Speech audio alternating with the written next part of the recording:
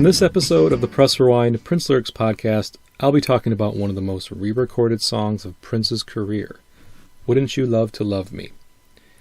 A song with origins dating back to as early as 1976, maybe even before, and was re-recorded several times throughout the late 70s and 80s until it finally found a home on Paisley Park recording artist Taja Savell's 1987 debut album. So, what is it about this song? I guess I'll be dissecting the lyrics to find out for myself, but I wanted to spend a little bit of time talking about the various iterations first. So let's start in 1976. I already posted a couple of podcast episodes covering Prince's Anderson Basement Home demos from '76, but one song I purposely neglected to discuss was Wouldn't You Love to Love Me? Like the other demos from this era, the sound is poor, sound quality that is, and it's very stripped down. It's just Prince and guitar.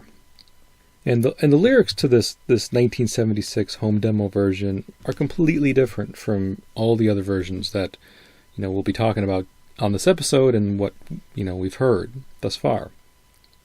In this version, he's singing from a more confident, cocky perspective. The only part of this very early version that Prince would carry over is the chorus. I think he knew that this is where the song had its chance to be successful. The chorus is really catchy, and it's memorable. These are key aspects of successful songwriting. I think he kind of realized that he had something going here. It just needed a little bit more work. And in this 1976 home demo version, the lyrics are tough to make out due to the poor sound quality. But I can confidently state that they're different, especially, in the verses. The chorus is the same, as I mentioned, but those verses are just completely written different, and, this would be the only time we would hear these lyrics is in this demo version. So why don't you listen for yourself and see what you think.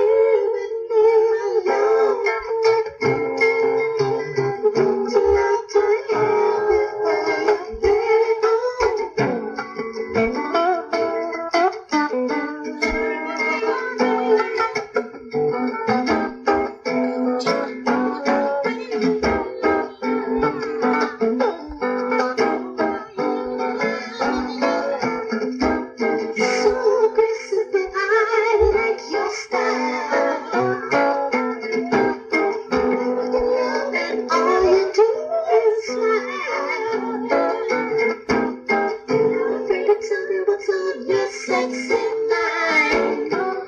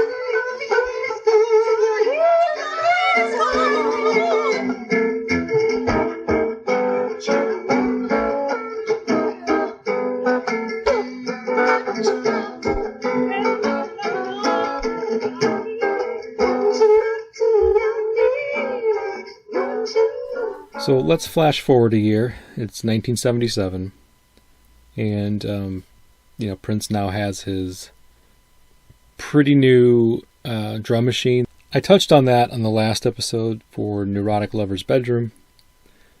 So Prince now takes another stab at this song using his new drum machine and re-recorded vocals, re-recorded and rewritten lyrics for the verses. And this was recorded per Prince Vault at the Loring Park rehearsal room in Minneapolis. This is also where Neurotic Lover's Bedroom was supposedly recorded as well. And it kind of has that similar sound to it, like really basic drum machine sound. I mean, to me, it seems like this is likely the version that he would use as the guide vocals to assist in, presenting this to another artist. By 1978, he appeared to transition the song as less of a "Aren't I the Shit" braggadocio track to a song he wanted to give to a female vocalist. Originally, this was supposed to be Sue Ann Carwell, and we last touched on her association with Prince on the Make It Through the Storm episode, and potentially as Prince's first protege. This was, one of several songs that they had worked on together with hopes that they would collaborate and record an album, but that wasn't to be. There are some stories out there as to why that didn't happen. I think, again, I'm going to point to Zach Hoskins' blog post on Wouldn't You Love to Love Me. It goes a little bit more into detail around that. But nevertheless, it just didn't work out. So now we have the 76 home demo. We have the 77 Loring Park rehearsal room demo, which was rewritten. And then we have the 78 Sue Ann Carwell vocal version, which remains unearthed to this day. And as I mentioned, it seems likely that he had rewritten the lyrics to maybe accommodate a female perspective. But as we'll learn later in this episode, he wasn't afraid to think of this song from a male perspective either. So let's go through the lyrics.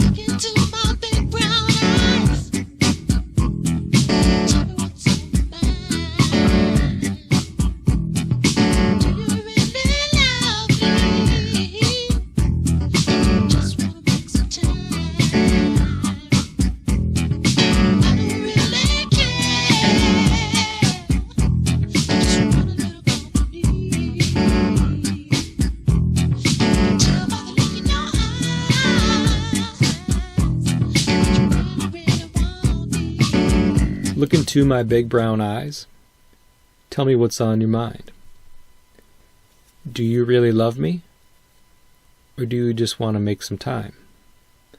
I don't really care. I just want a little company. I can tell by the look in your eyes that you really, really want me. So in this first verse, Prince makes reference to one of his features that gets a lot of attention from his admirers, and those are his eyes.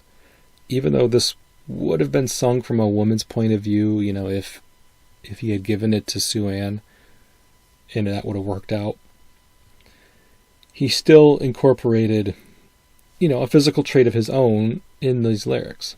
But it works either way, so it doesn't really matter that, Prince's eyes are being highlighted in the song when he's singing it. Big brown eyes is obviously a feature that men and women can possess, so it's neither masculine nor feminine. And I guess kind of what I'm just getting from this first verse is that it seems to be the potential for either a casual fling or maybe something more that, it's left open-ended. Do you really love me, or do you want to make some time? So kind of with those lines, it implies that it could really be something very casual. Making some time is code for making out, having sex, doing something physical. Versus, do you really love me? Like, do you actually want to be with me beyond the physical, or are all you interested in is physical?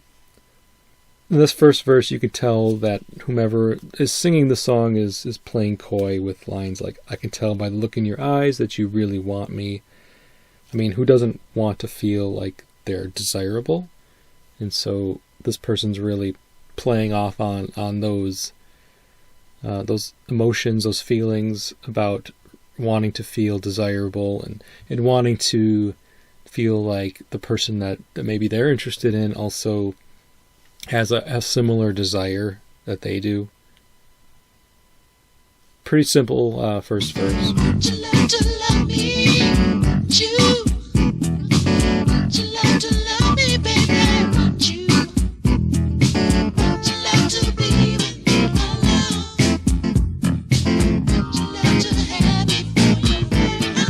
And moving on to the chorus.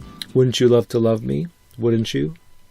Wouldn't you love to love me, baby? Wouldn't you? Wouldn't you love to be with me alone? Wouldn't you love to have me for your very own? So what's kind of clever about the chorus and the title of the song, Wouldn't You Love to Love Me, it can again be taken more than one way, I think. So in this context, the word love, especially the second love, wouldn't you love to love me, that love, you can replace that with sex or fucking. Wouldn't you love to fuck me? Could be another alternate title to this song. Of course, it can also be considered something, more long-term. Wouldn't you love to love me? Like, wouldn't you like to learn to love me? Because, again, unless you believe in love at first sight, wouldn't you love to love me coming from somebody who, basically they've just met or they're newly acquainted. You have to assume that there is no true love still in the equation, and wouldn't you love to love me? Like, wouldn't you love to fall in love with me? Wouldn't you love to be in a relationship with me? So it can be interpreted as a casual sexual encounter. It can be interpreted as, wouldn't you love to potentially date me, get to know me better? Or even beyond that, wouldn't you love to be in a long-term relationship with me? Wouldn't you love to be married to me? You can look at it from all of those different angles in terms of like, what is wouldn't you love to love me really about?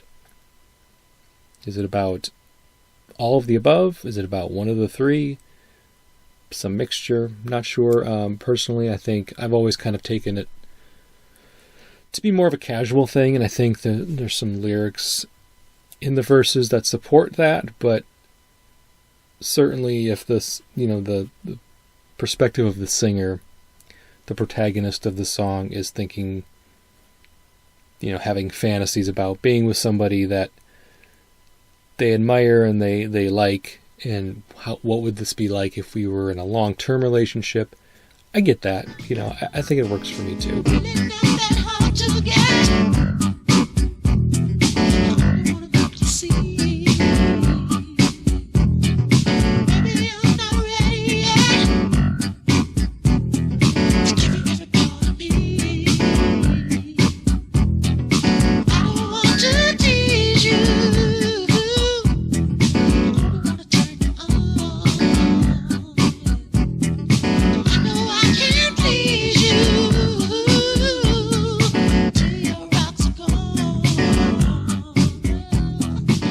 In the second verse, the lines are, I'm really not that hard to get. I only want to make you see. Baby, I'm not ready yet to give you every part of me. I don't want to tease you. I only want to turn you on. I know I can please you till your rocks are gone. So the second verse, I think, that amps up the flirtiness and teasing from the point of view of the singer exponentially. Like, it's in spite of the protest that I don't want to tease you, everything about this verse contradicts that statement. Like lines like I only want to turn you on. Well, that's teasing you. Especially when they say, I'm not ready yet to give you every part of me. Like, I'm not ready to maybe go all the way with you, but I want to turn you on, and I know I can please you till your rocks are gone, so I know I can get you off. but I'm not sure I'm ready to do that with you. So to me, that's being that's being textbook tease, I guess. I don't know. I mean, what do you think about that? I think that's my perspective on it. I'm really not that hard to get. So the singer is definitely saying, like, hey, even though I'm not ready to give you every part of me, it shouldn't take you that long to make me see your side of things, to get me to do what you want, potentially. The singer seems to just want the person she's singing to act like they're interested. Act like you want to get to know them. Act like you want to have sex. Doesn't mean I will, but I want you to try.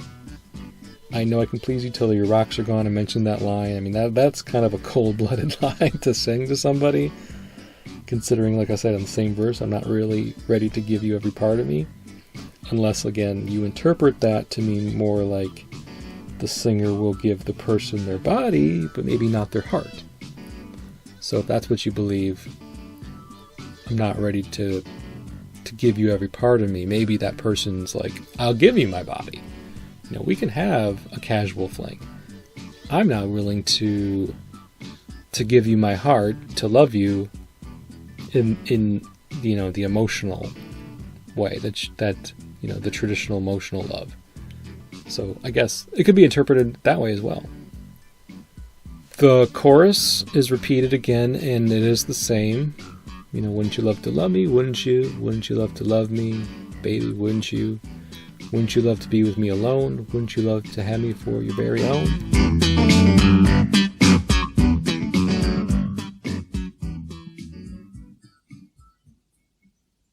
This is where I'm going to basically stop talking about the lyrics, because every version of the song from here on out is slightly different after that second chorus. But none of them incorporate anything really fundamentally new about the song, like any new lyrics or any new thoughts, anything that's really worth dissecting. So what I'm going to do now is talk about the different versions of the song after this 77 Loring Park early version that, you know, we've kind of been focusing on up to this point. So 1981, so now it's a few years later, it's 1981, and Prince is recording this zombie of a track, you know, like the song that won't die. And he apparently recorded this at Hollywood Sound in Los Angeles in June of 1981, according to Prince Vault. But for who? I'm not sure. Maybe he had designs on potentially recording this or giving this to his first iteration of girl group that would become Vanity Six, but at the time they were known as the Hookers, and the lineup was 2/3 different than what it would ultimately be. Is it possible that he even thought of this song as a potential track for his forthcoming Controversy album, which would be released later in 1981? It doesn't really fit the vibe of that album, in my opinion. But you never know. I mean, maybe he thought it might have worked. Is it possible that he even was thinking of this song being a potential Time song? I don't know. This seems to me a little more logical or likely. I can see Morris Day singing this song. The Morris Day persona, for sure, is, you know, like a playboy and definitely has a high opinion of himself, and so singing a song like "Wouldn't You Love to Love Me," you know, I'm amazing, and I think that it would work as a Time song with Morris Day on vocals. The verses and chorus are the same as the 77 version that we've already talked about. So as I mentioned, he does different things with the lines after the second chorus, but they're all essentially the same. The things that he says differently at the end of this version, the 1981 version, there's a few lines, like ad-libbed lines, like, I can really freak you, girl, I'm especially good, I want to love you. These were not ad-libs included in the 77 version. Don't know, of course, if they were included with the 78 version, because I've never heard that, but they're definitely not part of the 77 version. So this is why I then, once I heard those lines, like, if he was ad-libbing these with the intention of Morris Day ad-libbing these lines, that makes more sense to me, because a line like, I can really freak you, girl, that's not going to work for a girl group like the Hookers were supposed to be, turning on men with their music. This song, that version obviously sounds more like, it would be something that a man would sing to a woman, and so it's either going to be Prince or Morris Day, because he didn't really have any other men that he was writing songs for besides himself and Morris in 1981. So that's my theory. I don't really know, obviously, if I'm right. Only really Prince probably knows, unless he, told somebody around this time who he had thought of giving this song to.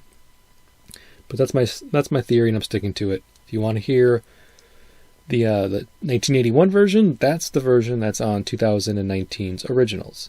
So what you hear on Originals is the version he recorded in 81, potentially for the time, potentially for the Hookers, potentially for himself, don't know, potentially for somebody else. Now, there's another version that was recorded in 1982, a year later. Now, I don't really know anything about this version because it's not circulating, and Prince Vault doesn't have a lot of information either. It was allegedly recorded at Sunset Sound in April of 82, so now maybe it's intended for Vanity 6, because then by early 82, the Hookers had morphed into Vanity 6. Again, still could be potential song for the Time's second album, What Time Is It?, which would be released later on in 82 as well. Could it be a part of, was he thinking maybe 1999 album, which also received a fall of 82 release? Don't know. And I have no idea what this version sounds like. So, again, it's not circulating, so I can't really speak much to it.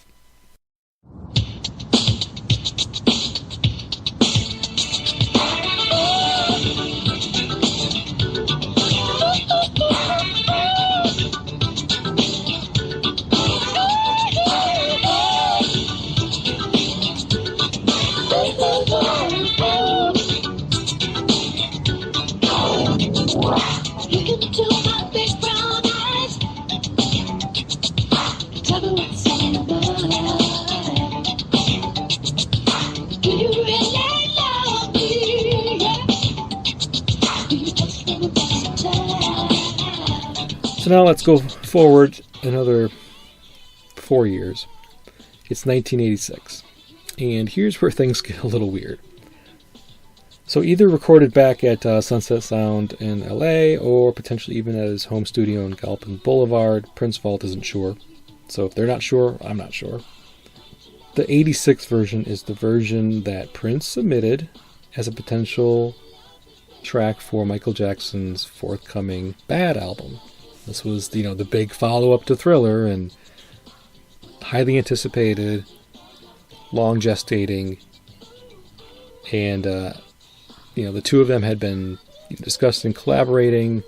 There's, of course, the stories out there about Prince turning down a chance to co-perform the song Bad with Michael Jackson.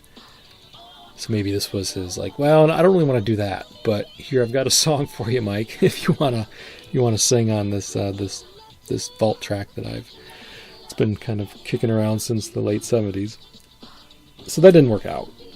I mean, I'm just thinking to myself, can I even envision Michael Jackson singing this song? Can I envision Michael Jackson singing "Wouldn't You Love to Love Me"? I don't want to tease you, I only want to turn you on. I know I can please you till your rocks are gone. I just I'm having a hard time imagining Michael Jackson saying those lines. And maybe Mike did too. Maybe Michael and Quincy Jones were like, Hard pass. It's not really the kind of song we're looking to include on this kind of album. The 86 version to me sounds poppier than the 81 version. Of course, it includes saxophone because it's 1986, and Eric Leeds seemed to live in the studio with Prince around this time, so it seems like anything that Prince recorded in 85, 86, 87 was going to have a fucking saxophone in it, and it was going to be Eric Leeds. So, yeah, it's fine. The lyrics are still fundamentally the same, but like I mentioned before, in the 77 and 81 and now 86 version, what Prince does after that second chorus differs slightly. So it does the same thing here. Crash, lust, burn, loves me not, fire, and keep burning, the thoughts for you, so hot. So what's it gonna be, lover? Girl ain't got all night, you got me all sure, I love it, sure you're right.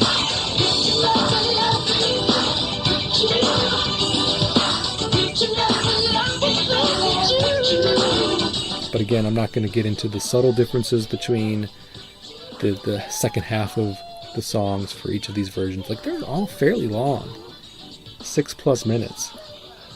There's a lot of just repetitive repeating of lines like, wouldn't you love to love me, wouldn't you want to be with me alone, tell me what's on your mind. I mean, a lot of this stuff is stuff that he's saying in these the second half of these versions of the song. It just, the ad-libs are different in many cases, and what he does with his vocals are different, but it's really not worth, in my opinion, worth dissecting or going through. So, obviously, the Michael Jackson collaboration didn't pan out, so Prince finally found an artist that he could give this song to after 10+ years of noodling around with it. Gave it to Taja Savell. Taja's a singer that we first heard on Prince's The Ladder from Around the World in a Day. She was delivering background vocals on that track. So now she's signed to Paisley Park Records. She's got her own album coming out in 1987.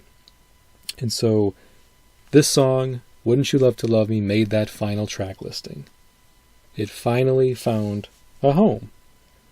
Taja's version is basically that 86 version that he offered to Michael Jackson, with her vocals replacing Prince's. That's essentially it. I mean, you listen to the two songs back to back, there's very little difference musically. And this song even was released as a single. It was the second single from her album, After Love is Contagious. And there was even a music video attached to this song. But unfortunately, it didn't really do anything on the charts. It peaked at number 61 on the R&B charts, and that's as high as it got here in the United States. Love is Contagious was a pretty big hit over in the UK. It didn't also get all that far on the charts, either R&B or pop charts here in the United States. And Wouldn't You Love to Love Me did even worse in the United States.